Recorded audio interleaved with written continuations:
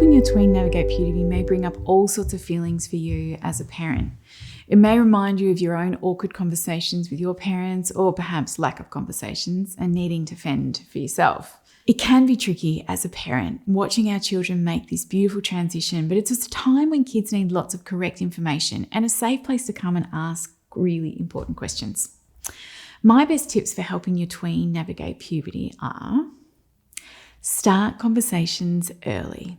So what we want to do is begin with your children when they're ages 2 and 3, learning the correct names for body parts, talking about consent, and as they grow, explaining how the body actually works. Remember that until kids hit puberty, sex and sexuality is very much about science and biology.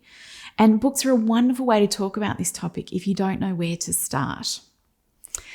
There are so many great books out there for kids and for adults on how to discuss these really, really important topics. You can go and check out my lovely colleague Kath Hackinson's site, sexedrescue.com, for a list of all the books to read with your kids. She's got the greatest list and loads of free info. So if you're really wondering where to start, go and check out her wonderful resource. Now, it's good to keep the conversation open and light. We want our kids to know that discussing sex and sexuality is a topic that they can come to you about any time. If we make the conversation heavy and awkward and dramatic, then they're not really going to want to have loads of those conversations with you. So maybe a few minute chats in the car or on the way to work or school, or look for those teachable moments to ask questions, or just drop a little fact into the mix when you're having dinner. Keep checking in with your tween about puberty and their body and how they're actually feeling. And remember that the goal is to open connected conversations. So if they shut down the topic or pretend not to care, do keep checking in with them. It is good to let them know this is an important part of being a healthy human. So just want to make sure you've got all the right info. Even if they roll their eyes at you, they still will be listening. So get prepared. If you have a daughter, you could get a period kit. Make up some pads, some undies. Let her have it in her school bag so she's prepared just in case her period arrives at school. Or she can even have a practice with some pads so she's aware about how they work, how they feel, and the options available to her.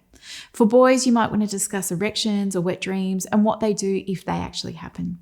Acknowledge it can be awkward and hard, so create connections for them to speak with other older people if they don't want to speak to you, or if it does feel too hard for you to speak with them, maybe an aunt, an older friend, a big brother, or a big sister. You can also share your own stories of puberty and how it felt for you. Kids do like to hear what it was like for us growing up. It can normalize for your child all the changes that happen and let them know that you do understand what this transition can be like. And lastly, celebrate the changes in them and their growing bodies. Your energy that you bring to these conversations do shape how they feel about this time and themselves. So if you are still at a loss, grab a guide for yourself with some books, a therapist, or a parent who has navigated this terrain before. Puberty can be a really awkward time, but it doesn't have to be. And the more we can be open with our children about our bodies and the changes that happen, the more we can create trust and connection, and that can filter into the teen years. Then conversations around sex and safety become healthy, normal conversations.